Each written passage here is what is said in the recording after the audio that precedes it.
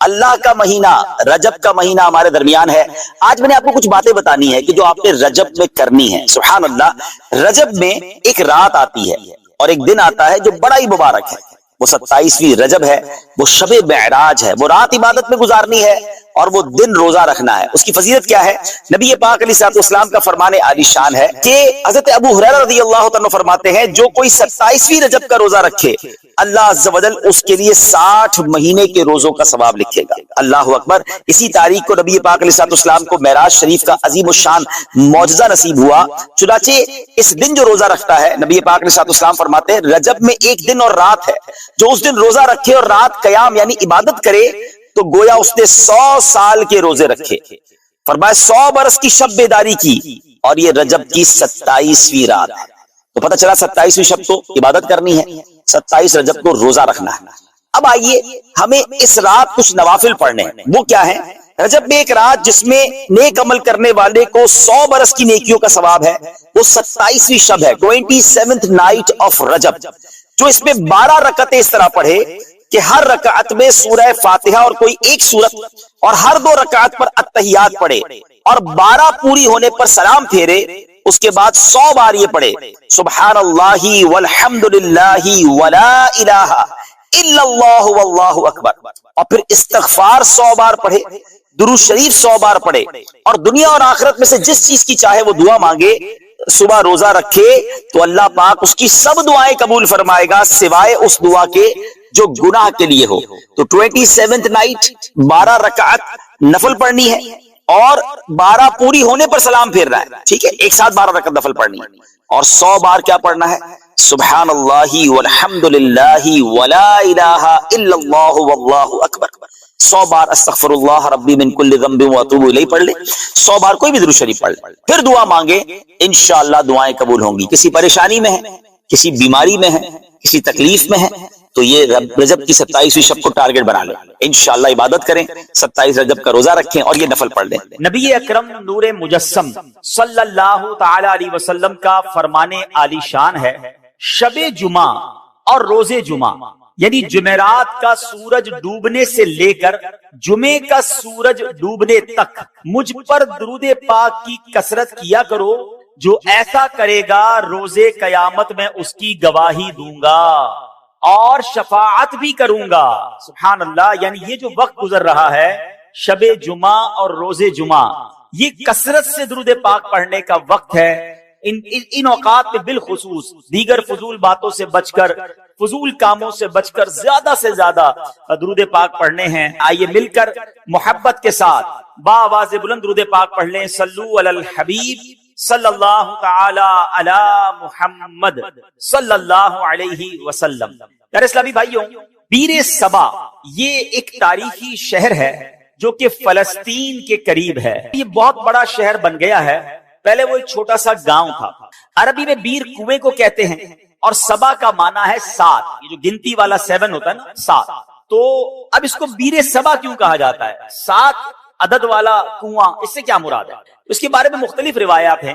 ایک روایت یہ ہے کہ اللہ کے نبی حضرت ابراہیم علیہ السلام کو جب آگ میں ڈالنے کا واقعہ پیش آیا تو آگ جب آپ کے لیے گلزار بن گئی. اس واقعے کے بعد آپ نے ایک علاقے بابل کی طرف ہجرت کی اور مصر سے ہوتے ہوئے اس جگہ پر پہنچے جہاں یہ بیر سبا، یہ کنواں موجود ہے. اس وقت حضرت ابراہیم علیہ السلام کی عمر جوانی کی عمر تھی.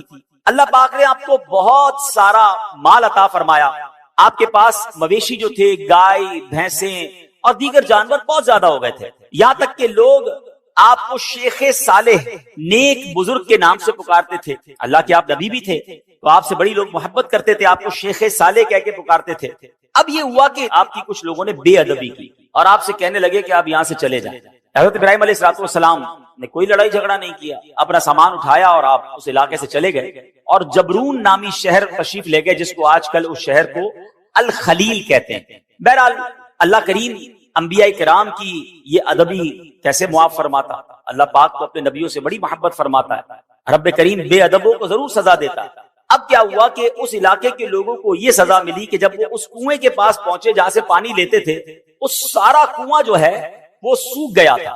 بلکہ اس شہر میں جتنے بھی کنویں تھے سارے ہی سوکھ گئے تھے. یہ لوگ بڑے پریشان ہوئے کہ پانی کا ایک قطرہ نہیں, کدھر گیا پانی؟ کچھ لوگوں نے کہا کہ شیخ صالح کی بے ادبی کی ہے, اللہ کے نیک بندے کو ہم نے تنگ کیا ہے, یہ ہو سکتا ہے اسی وجہ سے بے ادبی کی ہمیں سزا ملی ہے. اب یہ لوگ پھر حضرت ابراہیم کی بارگاہ میں حاضر ہوئے, معافی مانگنے لگے کہ حضور ہمیں معاف کر دیں, ہم نے آپ کو باہر نکال دیا, حضور واپس آ جائیں, اس شہر میں پھر کرم فرمائیں. حضرت ابراہیم علیہ السلام نے کہا کہ میں تو نہیں آتا, اب تم میری 7 بکریاں لے جاؤ, ایک ایک بکری کو ایک ایک کنویں کے پاس کھڑی کر دو, جیسے ہی وہ بکریاں کنویں کے پاس پہنچے گی انشاءاللہ کنویں میں پانی واپس آ جائے گا. اب یہ لوگ 7 بابرکت بکریاں لے کر واپس آئے. جو ہی انہوں نے بکریوں کو کنویں کے پاس کھڑا کیا, اللہ کی رحمت دیکھیں اسی وقت کنویں ابل پڑے اور دیکھتے ہی دیکھتے پانی سے کنویں بھر گئے. اسی وجہ سے اس مقام کا نام بیر سبا یعنی 7 بکریوں والا کنواں یہ نام مشہور ہو گیا.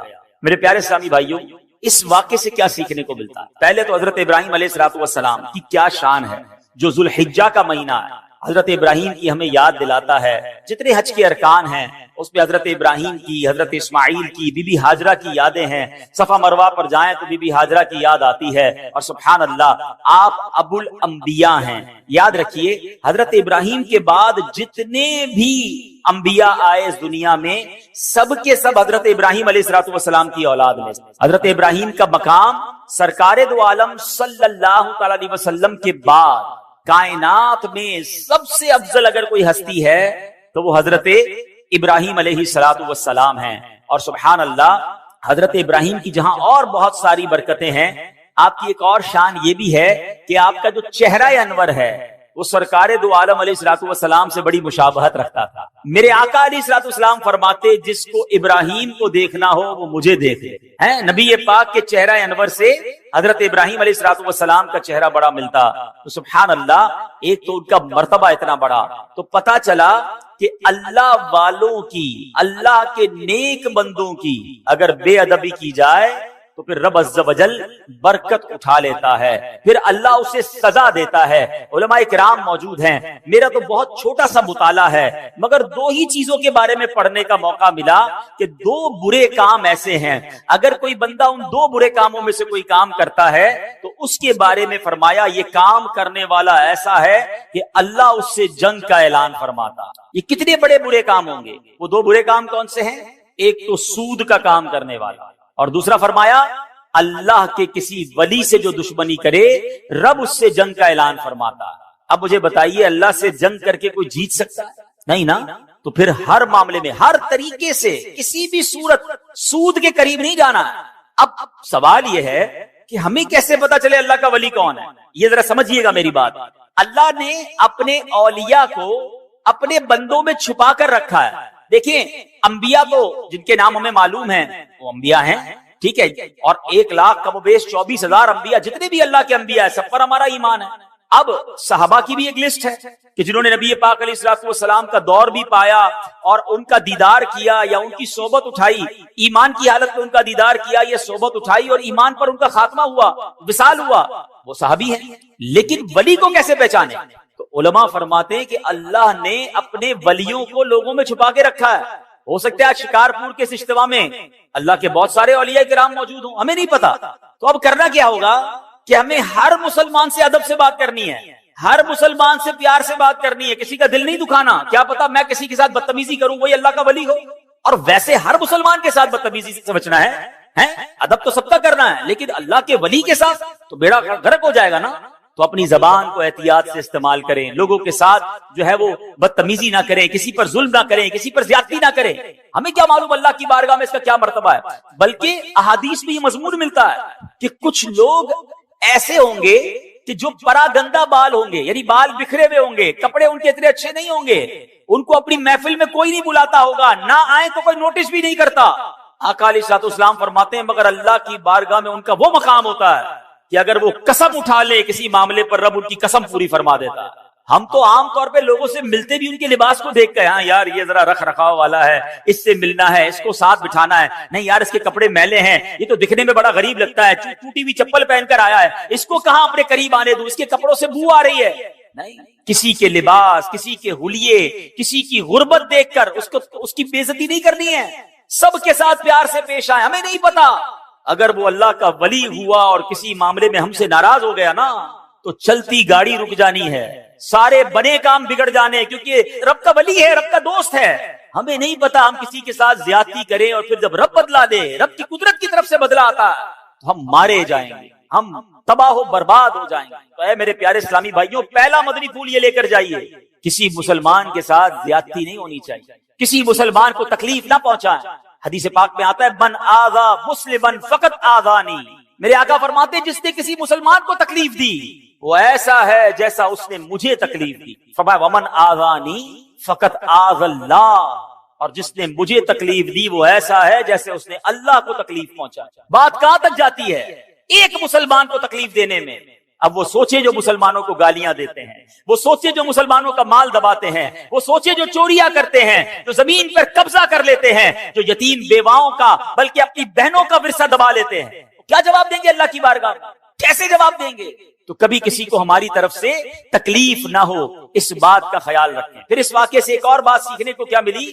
سبحان اللہ، کہ تبرکات کی کیا ویلیو ہے۔ حضرت ابراہیم خود نہیں گئے، آپ نے 7 بکریاں بھیج دی، اور جب وہ 7 بکریاں جاتی ہیں اس کی برکت سے سبحان اللہ ان کنووں میں پانی آ جاتا ہے۔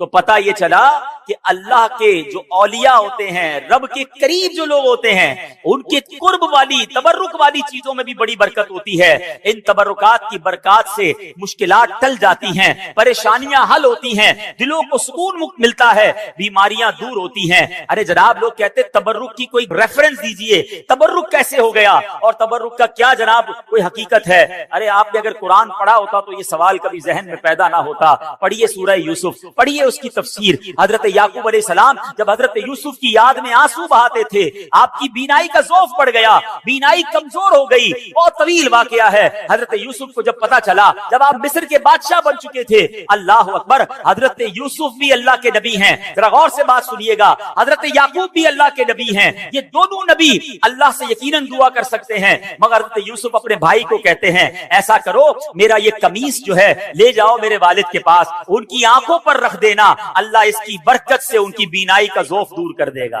اور یہ واقعہ قرآن میں بیان ہو رہا ہے۔ اگر تبرک کی ویلیو نہ ہوتی تو حضرت یوسف دعا فرماتے، یقیناً اللہ کے نبی ہیں، وہ دعا فرماتے، اللہ ضرور دعا کرم فرماتا، مگر سبحان اللہ یہ قرآن کا واقعہ بتا رہا ہے کہ اللہ والوں کی نسبت رکھنے والی چیز میں اللہ کریم نے اپنی رحمتوں سے برکت ڈالی ہے۔ تو تبرک کی اہمیت سمجھیے، اور اللہ والوں کا اگر کوئی تبرک مل جائے تو اس کا ادب کرنا چاہیے۔ ایک جملہ یاد کر لیجئے، با ادب با نصیب، اور بے ادب بد نصیب۔ جو ادب نہیں کرتا اس کو برکتیں نہیں ملتی۔ سبحان اللہ، حضرت ابراہیم کی بات چل رہی ہے، قرآن مجید فرقان حمید میں تبرکات کی بات ہو رہی ہے نا۔ آؤ ایک اور تبرک کے بارے میں بتاتا ہوں جس کا ذکر قرآن میں موجود ہے، اور جس تبرک کو دیکھنے کی بلکہ اس کے قریب نماز پڑھنے کی ہر مسلمان کے دل میں آرزو ہوتی۔ اور وہ کون سا تبرک ہے؟ اللہ قرآن میں فرماتا ہے وَاتَّخِذُوا مِن مَقَامِ إِبْرَاهِيمَ مُصَلًّى، اور اے مسلمانوں تم ابراہیم کے کھڑے ہونے کی جگہ کو نماز کا مقام بناؤ۔ مقام ابراہیم کیا؟ ایک پتھر ہے، حضرت ابراہیم علیہ السلام اس پتھر پر کھڑے ہو کر کعبے کی آپ نے تعمیر فرمائی، اور سبحان اللہ یہ کمال کا پتھر ہے۔ اب دیکھیے آج شکارپور کے اس فیضان مدینہ میں ہم بیٹھے ہیں، اس کی چھت جب بنی ہوگی کسی انسان کا ہاتھ تو نہیں پہنچا ہوگا نا، کوئی نہ کوئی لفٹ لگائی گئی ہوگی، اس کے بعد وہ شٹرنگ لگاتے ہیں، مزدور اوپر چڑھتے ہیں اور چڑھ کر کام کرتے ہیں، اگلا فلور ہو تو ایک اور لفٹ لگائی جاتی ہے، جتنا قد ہوتا ہے وہاں تک بندے کا ہاتھ پہنچتا ہے، اس کے اوپر کے لیے کسی لفٹر کی ضرورت پڑتی ہے۔ سبحان اللہ، 5000 سال سے پرانی بات ہے، جب حضرت ابراہیم کعبے کی تعمیر کر رہے تھے، بتاؤ نا حضرت ابراہیم نے یہ قد سے اوپر پتھر کیسے رکھے ہوں گے؟ سبحان اللہ، تفاسیر میں یہ ملتا ہے کہ جس پتھر پر حضرت ابراہیم کھڑے ہو کر کعبے کی تعمیر کر رہے تھے، حضرت اسماعیل پتھر پکڑاتے جاتے، حضرت ابراہیم پتھر رکھتے جاتے، اور جب یہ دیوار اونچی ہو جاتی مقام ابراہیم بھی اونچا ہوتا چلا جاتا۔ مقام ابراہیم جو پتھر ہے وہ لفٹ کا کام کرتا تھا، وہ اونچا ہو جاتا، آپ اوپر پتھر رکھتے، جب نیچے پتھر رکھنا ہوتا وہ پتھر نیچے آ جاتا۔ سبحان اللہ، یہ کیسا معجزہ ہے۔ بلکہ سنو، 5000 سال کے بعد بھی آج بھی اپنی آنکھوں سے جب آپ مقام ابراہیم کا دیدار کرتے ہیں نا تو حضرت ابراہیم کے قدموں کے نشان آج بھی نظر آتے ہیں۔ اللہ نے اس تبرک کو کیسے باقی رکھا ہے, اس کی حفاظت کا کیسے انتظام کیا ہے. جناب 400-500 سال 700-800 سال میں عمارت تباہ ہو جاتی ہے, عمارت مخدوش ہو جاتی ہے, گرنے کے قریب ہو جاتی ہے. یہ پتھر 5000 سال سے زیادہ اس میدان میں گویا پڑا ہوا ہے, اس میدان میں جلوہ فرما ہے. اس پتھر پر اب جا کر یہ جو مقام ابراہیم کے اوپر آپ دیکھتے ہیں نا, ایک بہت خوبصورت سا گولڈن کلر کا ایک کیس بنا دیا گیا ہے, ایک اس کو حفاظت کر دی گئی ہے اس کی. یہ پہلے ایسا نہیں تھا, یہ 200-400 سال پہلے ہوا ہوگا. ہزاروں سال سے کھلے میدان میں یہ پتھر موجود ہے. ہزاروں بارشیں گزری, ہزاروں آندھیاں گزری, موسم آگے پیچھے ہوئے, مگر اس پتھر پر آج بھی حضرت ابراہیم کے قدموں کے نشان موجود ہیں. یہ کیسا معجزہ ہے کہ ہم اپنی آنکھوں سے دیکھ رہے ہیں. اب ذرا آگے چلیے, اب ذرا بتائیے, قرآن کہتا ہے اس مبارک پتھر کو مصلی بنایا جائے, مصلی بنانے کا حکم دیا. اس کا مطلب کیا ہوا کہ کعبے کے سامنے ایسی جگہ کھڑے ہو کر نماز پڑھو کہ مقام ابراہیم تمہارے اور کعبے کے درمیان میں آئے. یعنی جو طواف کے بعد جو نوافل پڑھے جاتے ہیں, جو جس کو واجب الطواف کہا جاتا ہے, وہ اس جگہ کھڑے ہو کر پڑھنا مستحب ہے. حضرت عبداللہ بن عمرو بن عاص فرماتے ہیں رحمت اللہ تعالی علیہ, خیر المسجد خلف المقام وعن یمین الامام, یعنی پوری زمین میں سجدہ کرنے کے لیے 2 جگہ بہترین ہیں. نمبر 1 مقام ابراہیم کے پیچھے, اور نمبر 2 ہم جب بھی نماز جماعت سے پڑھیں تو امام صاحب کی سیدھی جانب. سبحان اللہ, یہ بھی پتا چلا کہ جب جب جماعت میں نماز پڑھنے کا موقع ملے, اللہ کرے با جماعت نماز ہم پڑھنے والے بن جائیں. پھر پہلی صف پہ جا کر نماز ادا کیا کریں, اور کوشش کریں پہلی صف میں جو مؤذن صاحب کے ساتھ پہ رائٹ سائڈ کی جگہ ہے, اللہ کرے وہ مل جائے. فرمایا یہ بہترین جگہ ہے. تو سبحان اللہ, مقام ابراہیم کے پیچھے نماز پڑھنا ہے. اب ایک اور ذرا تھوڑا سا باریک سا مسئلہ سمجھ لو, انشاءاللہ عشق رسول میں اور اضافہ ہو جائے گا. اب ذرا سمجھیے گا, مقام ابراہیم کیا ہے؟ ایک پتھر ہے. ہاں یہ جنتی پتھر ہے, بڑا مقدس پتھر ہے, لیکن عین نماز میں اس پتھر کی تعظیم کرنے, یعنی اسے مصلی بنانے کا حکم دیا. اب سوچنے کی بات ہے, علماء بیٹھے ہیں, کہ حالت نماز میں ایک پتھر کی تعظیم کرنے سے نماز میں کوئی نقص نہیں آتا ہے, نماز میں کوئی کمی نہیں آتی ہے, نماز ٹوٹتی نہیں ہے, بلکہ نماز مکمل رہتی ہے. بلکہ تو بھلا خود انبیاء کرام علیہ الصلوۃ والسلام, بلکہ نبیوں کے امام جناب رسول اللہ صلی اللہ تعالی علیہ وسلم کا اگر کسی کو نماز میں خیال آ جائے تو اس کی نماز میں کیسے خلل واقع ہوگا, اس کی نماز میں کیا کمی آ جائے گی. سبحان اللہ, سچ یہی ہے کہ حالت نماز میں نبی کی تعظیم کا خیال آنے سے نماز ٹوٹتی نہیں بلکہ کامل و اکمل ہو جاتی ہے. کسی عاشق نے کیا خوب کہا, کیا کرم کیا تیری یاد نے مجھے آ جگایا نماز میں, کیا کرم کیا تیری یاد نے مجھے آ جگایا میری نماز میں. میرے وہ بھی سجدے ادا ہوئے جو قضا ہوئے تھے نماز میں. اللہ اکبر, یعنی نبی پاک کی یاد اگر نماز میں آ جاتی ہے تو غفلت کی نیند اڑ جاتی ہے. اور سبحان اللہ, نماز کا تحفہ بھی تو نبی پاک نے ہمیں دیا ہے, نماز کی تعلیم بھی نبی پاک علیہ الصلوۃ والسلام نے ہمیں دی ہے. تو سبحان اللہ, یہ ہے جناب تبرکات کی حیثیت اور تبرکات کی برکت. اللہ سے دعا کرتے ہیں رب کریم ہمیں مکہ پاک کی حاضری عطا فرمائے, حج کی سعادت نصیب فرمائے, مقام ابراہیم کا دیدار نصیب فرمائے, اور مقام ابراہیم کے پاس نماز ادا کرنا بھی نصیب فرمائے. ہاں ایک مسئلہ بتا دیتا ہوں, جب یہ فضیلت سنتے ہیں نا تو ہمارے کچھ حاجی صاحبان سمجھتے ہیں, چاہے وہ عمرے پر جائیں یا حج پہ جائیں, کہ جناب اب تو بالکل مقام ابراہیم کے پیچھے نماز پڑھیں گے تو نماز ہوگی, ورنہ نماز ہی نہیں ہوگی. اب اس کے لیے وہ جناب طواف روک کر 4-5 بندے ہاتھ باندھ لیتے ہیں کہ نہیں بھائی ادھر ہی نماز پڑھنی ہے. اب اس پہ ہزاروں لوگ گزر رہے ہوتے ہیں, اور اب ماشاءاللہ طواف میں تعداد بھی زیادہ ہوتی ہے.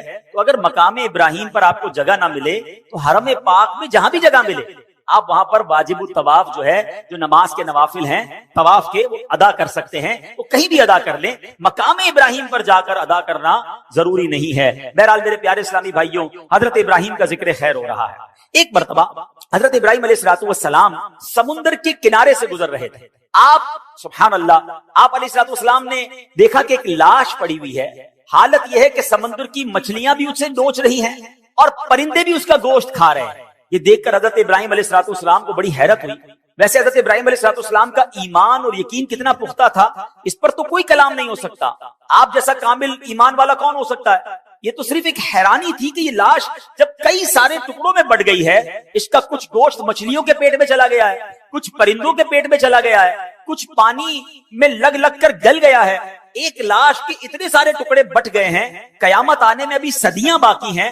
حیرت کی بات یہ کہ اللہ کیسے قیامت کے دن مردوں کو زندہ کرے گا اور یہ سارا گوشت جو اس کے جسم پر واپس آ جائے گا۔ سبحان اللہ، آپ نے رب کریم کی بارگاہ میں سوال کیا، رب ارنی کیف تحیی الموتى، اے میرے رب تو مجھے دکھا دے کہ تو مردوں کو کس طرح زندہ فرمائے گا۔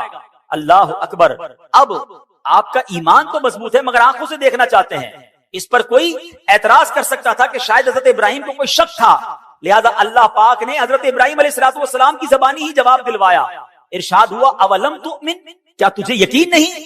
حضرت ابراہیم نے عرض کیا بلا ولکن لیطمئن قلبی، یقین کیوں نہیں مگر یہ چاہتا ہوں کہ میرے دل کو قرار آ جائے، اپنی آنکھوں سے دیکھنا چاہتا ہوں مولا تیری قدرت کیسی ہے۔ سبحان اللہ، میں دیکھنا چاہتا ہوں، مجھے علم الیقین حاصل ہے، مجھے عین الیقین یعنی آنکھوں سے دیکھ کر مزید پکا یقین حاصل کرنا چاہتا ہوں۔ سبحان اللہ، رب کریم نے کیا حکم دیا، رب کریم نے یہ خواہش کیسے پوری فرمائی؟ فرمایا ابراہیم 4 پرندوں کو لو، ان چاروں پرندوں کو اپنے ساتھ کچھ ہلا بھی لو، اب ان چاروں پرندوں کو ذبح کرو اور ان سب کا قیمہ بنا کر چاروں کو ایک دوسرے کے ساتھ ملا لو اور ان چاروں ٹکڑوں کو مختلف جگہوں پر رکھ کر انہیں پکارو۔ اللہ اکبر۔ حضرت ابراہیم نے کیا کیا؟ 4 پرندے لیے، ایک مور لیا، ایک مرغ، ایک کبوتر اور ایک گدھ، ایک روایت میں کوا، یہ 4 پرندے لیے، ان کو جناب ذبح کیا گیا۔ ان چاروں کے سر حضرت ابراہیم نے اپنے پاس رکھ لیے اور اس کا قیمہ بنایا، قیمہ بنا کر 4 پہاڑوں پر الگ الگ رکھ دیا۔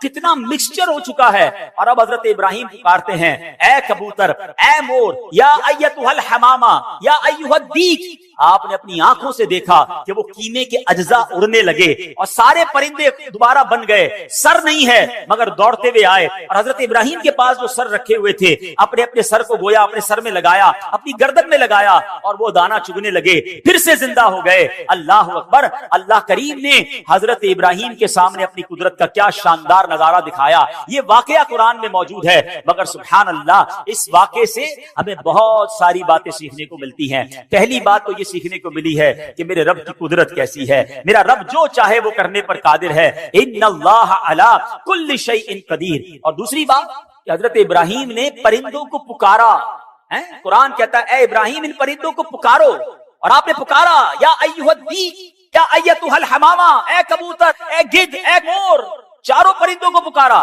سوال یہ ہے پرندے تو مر چکے تھے بلکہ ان کا تو قیمہ بھی بن چکا تھا، تو قیمہ بنے ہوئے مرے ہوئے پرندوں کو پکارنا جائز یا کہہ کر پکارنا جائز؟ تو اگر آج کوئی عشق رسول میں ڈوب کر یا رسول اللہ کہے تو اس کو تو کوئی پرابلم نہیں کسی کو ہونی چاہیے۔ اللہ کے نبی پکار رہے، قرآن میں رب فرما رہا ہے پکارو۔ اگر کوئی صحابی رسول کو پکارتا ہے یا صدیق یا عمر یا عثمان یا حیدر تو کوئی حرج نہیں ہے۔ غوث پاک کو پکارے، داتا حضور کو پکارے، حضرت امام حسن امام حسین کو پکارے۔ نبی اللہ جو ہوتے ہیں وہ حیات ہوتے ہیں، اپنی قبروں میں رزق پاتے ہیں، یہ تو حدیث پاک میں موجود ہے۔ تو اگر کوئی آج یا رسول اللہ کہے تو اس میں کوئی حرج نہیں، بلکہ چلے ایک اور بڑا آسان طریقے سے سمجھا دیتا ہوں۔ یہ تو میں نے قرآن کی بات کی ہے، حدیث پاک تقریباً سبھی لوگوں کو یہ دعا یاد ہوگی جب ہم قبرستان جاتے ہیں۔ مشکات شریف کی حدیث میں بھی یہ دعا موجود ہے اور کئی سارے لوگوں کو یاد ہوگی۔ قبرستان کی دعا یاد ہے نا، السلام علیکم یا اہل القبور یغفر اللہ لنا ولکم وانتم سلفنا ونحن بالاثر۔ کیا خوبصورت دعا ہے، بلکہ اس دعا میں ایک میسج بھی بڑا پیارا ہے۔ اللہ کرے قبرستان جائیں تو یہ دعا کا میسج بھی تو سمجھیں۔ معنی کیا بنتا ہے اس دعا کا؟ السلام علیکم یا اہل القبور، اے قبر والو تم پر سلام ہو، یغفر اللہ لنا ولکم، اللہ تمہاری اور ہماری مغفرت فرمائے، وانتم سلفنا، تم پہلے چلے گئے، ونحن بالاثر، ہمیں پیچھے آنا ہے۔ کاش قبرستان جا کر یہ بات سمجھ آ جائے کہ یہ پہلے چلے گئے، ہماری باری آنے والی، مجھے بھی اسی قبر میں جانا ہے، میرا بھی سب کچھ پیچھے رہ جائے گا، میں دنیا کے پیچھے اتنا نہ بھاگوں کہ قبر میں جب جاؤں تو وہاں مار پڑے۔ کاش اس دعا سے ہم یہ سبق حاصل کریں۔ اور سبحان اللہ ایک مسئلہ کیا حل ہو گیا، مجھے بتائیے، قبرستان شکارپور میں بھی ہوگا نا، قبرستان میں نیک لوگ بھی دفن ہوئے ہوں گے، گناہگار بھی دفن ہوئے ہوں گے، نمازی بھی گیا ہوگا، بے نمازی بھی گیا ہوگا، عبادت گزار بھی گیا ہوگا، شرابی بھی گیا ہوگا۔ سارے قبرستان والوں کو جا کر آپ کیا کہتے ہیں؟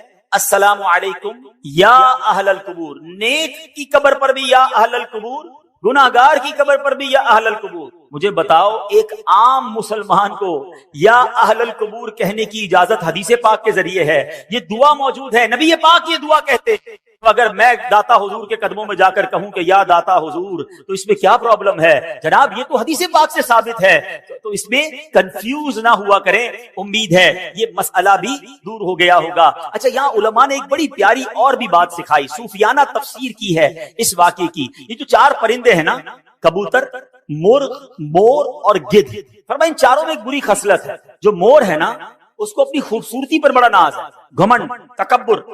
جو مرغ ہے اس میں بڑی شہوت ہوتی ہے۔ فرمایا کبوتر بھی جو ہے اپنی اونچی اڑان پر بہت زیادہ غرور کرتا ہے، اور گدھ جو ہے اس کے اندر بڑی لالچ ہوتی ہے۔ کیا خوبصورت بات علماء کہتے ہیں، یہ چار بری عادتیں ہیں۔ حضرت ابراہیم نے ذبح کیا نا ان چار پرندوں کو، اگر تم بھی اپنے دل سے ان چار بری عادتوں کو نکال دو، ان چار بری خصلتوں کو ذبح کر دو، اس رب کریم نے چار مرے ہوئے پرندوں کو زندہ کیا تھا، وہ تمہارے مردہ دل کو بھی زندہ فرما دے گا، تمہارے دل میں بھی نور علی نور ہو جائے گا۔ بس ان بری خصلتوں سے اپنے آپ کو بچانا ہے۔ سبحان اللہ۔ اب ایک اور بات سیکھنی ہے اس واقعے سے جو آج کے دور میں بڑی امپورٹنٹ ہے۔ حضرت ابراہیم کا ایمان کتنا مضبوط ہے، پہلے یہ بات سمجھنا۔ ان کے ایمان کا صدقہ اللہ عطا فرما دے۔ ایسا ایمان تھا کہ اتنی بڑی آگ میں آپ کو ڈالا جا رہا تھا۔ آپ کی عمر کتنی تھی اس وقت؟ 18-20 سال۔ فرشتے آئے تھے آپ کے پاس، اے ابراہیم ہمیں کہیے ہم بارش برسا دیتے ہیں۔ ہوا کا فرشتہ آیا، اے ابراہیم آپ کہیں تو ہوا چلا کر آگ بجھا دیتے ہیں۔ آپ نے کہا نہیں، مجھے تم میں سے کسی سے حاجت نہیں۔ جب بالکل آگ میں پھینکا جانے لگا، حضرت جبرائیل آئے، اے ابراہیم آپ میرے لیے کوئی کام ہو تو بتائیں۔ آپ نے فرمایا مجھے تمہاری کوئی حاجت نہیں ہے۔ حضرت جبرائیل کہتے ہیں اے ابراہیم پھر اللہ ہی سے عرض کر دیجئے کہ وہ آپ کو اس آگ سے بچا لے۔ ایمان کی طاقت دیکھیں، اللہ پر بھروسہ دیکھیں۔ حضرت ابراہیم کہتے ہیں میرا رب دیکھ رہا ہے، اس نے بچانا ہوگا تو وہ بچا لے گا، وہ جو چاہے میں اس میں راضی ہوں۔ اللہ اکبر، یہ ایمان تھا۔ حضرت ابراہیم کے ایمان کی بات کرتے ہو، آپ کے ایمان کا لیول یہ ہے کہ آپ کو حکم ملا اپنی زوجہ کو، اپنے دودھ پیتے بچے کو ایک صحرا میں چھوڑ کر آ جاؤ، جہاں پانی بھی نہیں ہے، جہاں آبادی بھی نہیں ہے۔ آپ اس جگہ پر چھوڑ آئے اور پھر مکہ آباد ہو گیا۔ آپ کو کہا جاتا ہے اپنے بیٹے کو ذبح کرو، آپ اپنے بیٹے کو ذبح کرنے چل پڑتے ہیں۔ ارے ایسا ایمان! اللہ اکبر۔ شاعر مشرق کہتے ہیں نا، اگر آج بھی ہو ابراہیم سا ایمان پیدا۔ ہاں، پرابلم یہی ہے، ہمارے ایمان میں ہی کمزوری ہو گئی ہے۔ ایمان مضبوط ہو جائے تو کیا ہوگا؟ وہ کہتے ہیں اگر آج بھی ہو ابراہیم سا ایمان پیدا، آگ کر سکتی ہے انداز گلستان پیدا۔ آج بھی آگ باغ بن سکتی ہے۔ آپ غم کی آگ میں ہے نا، پریشانی کی آگ میں ہے، اگر کسی اور مصیبت میں ہے، اپنا ایمان مضبوط کر لو، اپنا عقیدہ مضبوط کر لو، اللہ پر بھروسہ مضبوط کر لو، تمہاری غموں کی آگ جو ہے وہ آج گلزار بن جائے گی۔ مگر سمجھ یہ آیا کہ حضرت ابراہیم علیہ السلام کو اپنے ایمان کو مزید مضبوط کرنا تھا۔ سیکھنے کو یہ ملا کہ ہمیں بھی یہ کام کرتے رہنا ہے کہ ہمارا ایمان بھی مضبوط ہو جائے، کہیں ایمان کمزور نہ ہو جائے۔ ایمان کی فکر کرنی ہے۔ حدیث پاک میں آیا ایک زمانہ آئے گا، آدمی صبح کو مومن ہوگا، شام کو کافر ہوگا، اور شام کو مومن ہوگا تو صبح کافر ہوگا۔ آج کل تو جناب طرح طرح کے فتنے ہیں، ایمان کے ڈاکو گھوم رہے ہیں۔ بعد اللہ کوئی عقیدہ ختم نبوت پر اٹیک کر رہا ہے، کوئی جناب ہمارے اولیاء کرام صحابہ کرام کے ہمارے جو ان سے تعلق ہے اس پر اٹیک کر رہا ہے، کوئی جناب انبیاء کرام کے بارے میں معاذ اللہ ہمارے دل سے محبت نکالنے کی کوشش کر رہا ہے۔ اور آج سوشل میڈیا کا زمانہ ہے، جس کو دیکھو سب کو سننے کا شوق ہے۔ نہ کرنا ایسا میرے پیارے اسلامی بھائیوں، جو لوگ ہمیں انبیاء کرام صحابہ کرام اولیاء کرام سے دور کرنا چاہتے ہیں، اور آج کے دور میں علماء کرام سے دور کرنا چاہتے ہیں، جنہوں نے ہمیں جوڑ کر رکھا ہے اس دین کے ساتھ، ہمیں ان لوگوں کی بات نہیں سننی چاہیے۔ ایمان کی حفاظت کی فکر کیجئے، کیونکہ یہی بات اعلی حضرت نے آج سے 100 سال پہلے سمجھا کر گئے۔ میرے رضا کہتے ہیں سونا جنگل رات اندھیری چھائی بدلی کالی ہے، سونے والوں جاگتے رہیو چوروں کی رکھوالی ہے، آنکھ سے کاجل صاف چرا لیں یا وہ چور بلا کے ہیں۔ کیسا محاورہ استعمال کیا؟ آنکھ سے کاجل کون چرا سکتا ہے؟ آنکھ کے اندر ہی کاجل ہوتا ہے نا۔ کہاں بڑے مکار چور ہیں، ایسی چالیں لے کر آئیں گے، دین کی بات کر کے تمہارا دین لے جائیں گے ہیں۔ علم کی بات کر کے تمہیں علم دین سے دور کر دیں گے, تمہیں کہیں گے قرآن ہی تو سنا رہا ہوں, مگر تمہیں اللہ رسول کی محبت سے آری کر دیں گے. اے میرے پیارے اسلامی بھائیوں, اب جاگنے کا دور ہے, سمجھنے کا دور ہے. کیا کہتے ہیں, آنکھ سے کاجل صاف چرا لیں, یا وہ چور بلا کے ہیں, تیری گٹھڑی تاکی ہے اور تو نے نیند نکالی ہے. ارے تیرا ایمان چھیننے آئے ہیں اور تو اب غافل ہو گیا ہے. اے میرے پیارے اسلامی بھائیوں, حضرت ابراہیم کا یہ واقعہ بتا رہا ہے کہ ایمان کو اسٹرینتھن کرنے کے لیے, ایمان کو مزید مضبوط کرنے کے لیے ہمیں سوچنا ہوگا. پہلے کے دور میں فتنے کم تھے مگر ایمان بچانے کی لوگوں کو فکر زیادہ تھی. آج کے دور میں فتنے زیادہ ہیں, ایمان کے لٹ جانے کا جناب سبب زیادہ ہو گئے, مگر لوگ ایمان کی حفاظت کی فکر نہیں کرتے. آپ مجھے ایک بات بتائیں, اگر ہمارے پاس کوئی قیمتی چیز ہو, اس کی حفاظت کی کتنا سوچتے ہیں؟ کسی کے پاس اگر مثال دیتا ہوں, قیمتی موبائل ابھی جیب میں ہوگا تو ہر تھوڑی دیر بعد اپنے جیب پہ ہاتھ لگاتے ہیں, یار موبائل ہے کہ نہیں ہے, کہیں چلا تو نہیں گیا.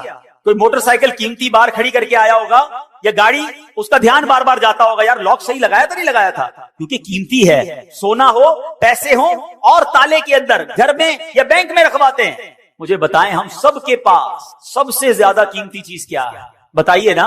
ایمان سے بڑھ کر کچھ نہیں ہے. ساری دنیا کی دولت کسی کے پاس ہو اور ایمان نہیں, اس سے بڑا غریب کوئی نہیں ہے. اور میرے پاس کچھ نہ ہو, ایمان ہو, تو مجھ سے بڑا امیر کوئی نہیں. کیوں کہ جو ایمان سلامت لے کر قبر میں جائے گا نا, وہ ہمیشہ ہمیشہ جنت میں رہے گا انشاءاللہ. اگر گناہگار بھی ہوا, رب ناراض بھی ہوا, کسی وجہ سے اسے جہنم میں ڈالا بھی گیا, تو سزا بھگتنے کے بعد جب وہ جنت میں جائے گا نا, پھر جنت سے باہر کبھی نہیں آئے گا. قرآن کہتا ہے ہم فیہا خالدون, ہمیشہ ہمیشہ جنت میں رہے گا. ایمان اتنی بڑی نعمت ہے. اور جو کفر پر جس کا خاتمہ ہوا, جو ایمان کے بغیر دنیا سے گیا, اب وہ جہنم میں جائے گا اور جہنم سے کبھی بھی باہر نہیں آئے گا. ہم فیہا خالدون. اب سوچو ایمان کی کتنی فکر کرنی چاہیے, مگر یا کسی کو ٹینشن ہی نہیں ہے. اپنی دعا کروائیں گے, لوگ کرواتے بھی ہے, دعا کرتے بھی ہے, یا اللہ روزی میں برکت دے دے, گھر کی حفاظت ہو, بچوں کی حفاظت ہو, فصل کی حفاظت ہو. کبھی تو دعا کرو یا اللہ ایمان کی حفاظت, کبھی تو دعا کرو یا اللہ قبر میں ایمان سلامت لے کے جاؤں. یعنی ایمان کے بارے میں سوچتے ہی نہیں ہے. حالانکہ ایمان چھن سکتا ہے. پہلے تو یہ سمجھیے, آپ کو پتا ہے میرے آقا علیہ الصلوۃ والسلام کی دعا, پہلے یہ بتائیے پیارے آقا کا قلب مبارک کیسا ہے, آپ کا دل اقدس, ہائے ہائے تیرے صدقے میں آقا سارے جہان کو دین ملا, جن کے صدقے میں ایمان ملا وہ دعا کرتے تھے. وہ دعا کیا تھی؟ یا مقلب القلوب ثبت قلبی علی دینک, اے دلوں کو پھیرنے والے, میرے دل کو تیرے دین پر ثابت قدمی عطا فرما. یہ اللہ کے نبی ہماری تعلیم کے لیے فرماتے, ہمیں ٹینشن ہی کوئی نہیں. ایمان کی مضبوطی کے بارے میں سوچئے, اب کیسے ایمان مضبوط ہو, آئیے سنتے ہیں. حدیث پاک میں ہے لا یؤمن احدکم حتی اکون احب الیہ من والدہ وولدہ والناس اجمعین. آقا فرماتے تم میں سے کوئی بھی اس وقت تک کامل ایمان والا نہیں ہو سکتا جب تک مجھے اپنے والدین, اولاد اور سب لوگوں سے بڑھ کر محبوب نہ بنا لے. تو ایمان کیسے مضبوط ہوگا؟ نبی پاک سے سچی محبت, سب سے زیادہ محبت. خالی نعرے نہیں, غلامی رسول میں موت بھی قبول ہے, بہت اچھا نعرہ. جس کو موت قبول ہے اس کو نماز کیوں قبول نہیں ہے؟ اس کو حرام روزی چھوڑنا قبول نہیں ہے, اس کو بے حیائی کے کام چھوڑنا قبول نہیں ہے, جوئے اور شراب میں پڑے میں کہتے غلامی رسول میں موت بھی قبول. خود سوچئے نا, سچی محبت. مومن کامل کب ہوگا؟ جب نبی پاک سے سچی اور سب سے زیادہ محبت ہوگی. ایک اور ایمان مضبوط کرنے والے کام سنیں. آقا فرماتے ہیں اوثق عر الایمان الحب فی اللہ. آقا فرماتے اللہ پاک کی رضا کے لیے اللہ پاک کے بندوں سے محبت کرنا ایمان کی سب سے مضبوط رسی ہے. تو پتہ چلا اللہ کے نیک بندوں, ولیوں, صحابہ, اہل بیت سے محبت کرنا, ان سے اپنا روحانی تعلق مضبوط کرنے سے ہمارا ایمان پکا ہو. تو اللہ والوں سے محبت کریں, اللہ کے بندوں سے محبت کریں, دشمنیاں چھوڑ دیں. ایک اور حدیث پاک نبی پاک علیہ الصلوۃ والسلام فرماتے ہیں تم میں سے کوئی بھی اس وقت تک کامل مومن نہیں ہو سکتا جب تک اس کی خواہشات میرے لائے ہوئے دین کے تابع نہ ہو جائے. یعنی خواہشات پر نہیں چلنا ہے, میری خواہشات, میری تمنائیں سب پیچھے ہیں. پہلے میرا دین ہے, پہلے میرا مذہب ہے, پہلے اسلام ہے. لوگ کہتے ہیں سب چلتا ہے, بچوں کی خوشی میں سب چلتا ہے. نہیں میرے پیارے اسلامی بھائیوں, اپنی خواہشات کو مٹا کر اسلام پر عمل کرنا یہ ایمان کو مضبوط کرتا ہے. ایک اور حدیث پاک سنیں جو آج کے دور میں بڑی ضروری ہے. میرے آقا فرماتے صلی اللہ علیہ وسلم لا یؤمن احدکم حتی یحب لاخیہ ما یحب لنفسہ، تم میں سے کوئی بھی اس وقت تک کامل مومن نہیں ہو سکتا جب تک اپنے بھائی کے لیے بھی وہی پسند نہ کرنے لگے جو اپنے لیے پسند کرتا۔ اب کیا حال ہے؟ کیا آپ پسند کرتے ہیں آپ کی بے عزتی ہو؟ کیا آپ پسند کرتے ہیں آپ کو کوئی دھوکہ دے؟ کیا آپ پسند کرتے ہیں کہ آپ کا دل دکھایا جائے؟ کیا آپ پسند کرتے ہیں کہ آپ کے ساتھ ملاوٹ کر کے کوئی مال بیچے، آپ کا مال دبا لے؟ جب آپ اپنے لیے پسند نہیں کرتے تو آپ دوسرے کے لیے بھی یہ پسند نہ کریں، آپ بھی دوسروں کی عزت کریں، آپ بھی دوسروں کے ساتھ سچ بولیں، آپ بھی کسی کو دھوکہ نہ دیں، کیونکہ مومن وہ جب تک نہیں ہو سکتا جو اپنے لیے پسند کرے وہ اپنے بھائی کے لیے پسند نہ کرے۔ تو اے میرے پیارے اسلامی بھائیوں، ہمیں یہ بات سیکھنی ہے کہ اگر ایمان کو مضبوط کرنا ہے تو ان حدیثوں کو مضبوط کریں، ان احادیث پر عمل کریں۔ تو اے میرے پیارے اسلامی بھائیوں، ہمیں ان باتوں پر عمل کرنا ہے۔ اب اگلے چند دنوں کے بعد وہ مہینہ آ رہا ہے جس مہینے کو ذوالحجہ کا مہینہ کہا جاتا ہے، اور یہ کتنا مبارک مہینہ ہے۔ سرکار دو عالم صلی اللہ علیہ وسلم کا فرمان، ما من ایام